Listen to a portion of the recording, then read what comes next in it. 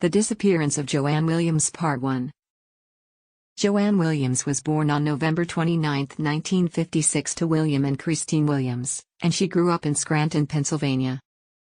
She was fortunate enough to be neighbors with her aunt and uncle who, 10 months after Joanne was born, would bring Joanne's best friend into the world, their daughter Audrey.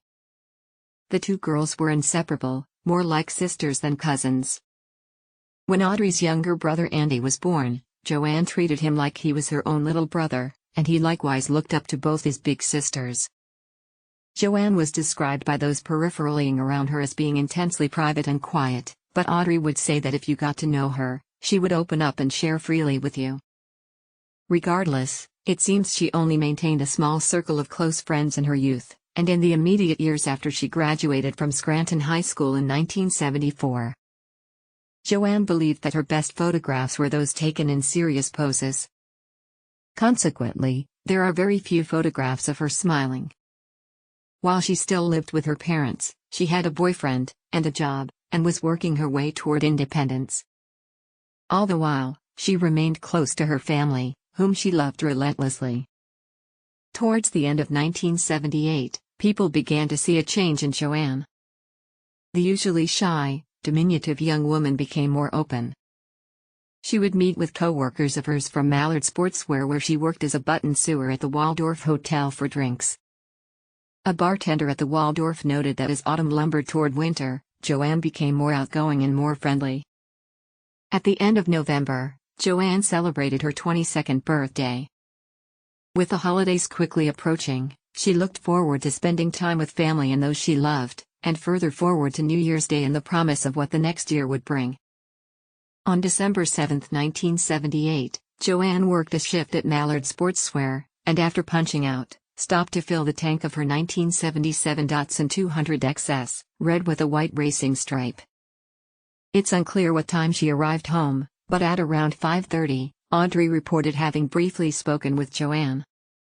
She described the conversation as small talk, but nothing extraordinary. She said nothing seemed off about Joanne, and that everything appeared normal.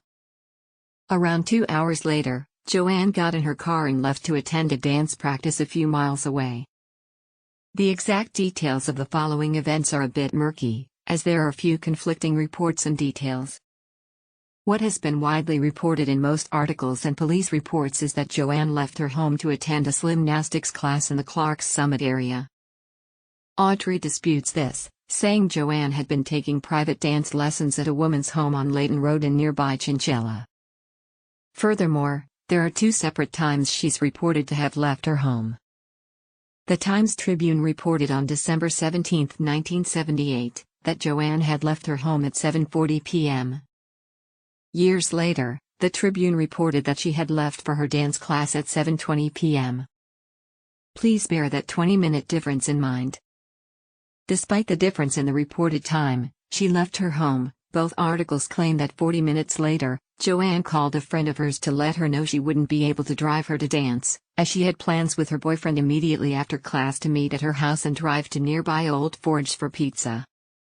She apologized, said goodbye, and disappeared into the night. At 10 p.m., Joanne's boyfriend arrived at her house for their date. William, Joanne's father, informed him that Joanne hadn't returned from dance. Neither had seen or heard from her since earlier in the day.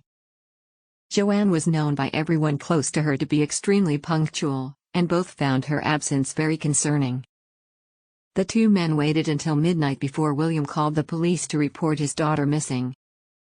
Police would quickly learn that the phone call Joanne had made to her friend was the last contact anyone had had with her and that she never made it to her dance lesson.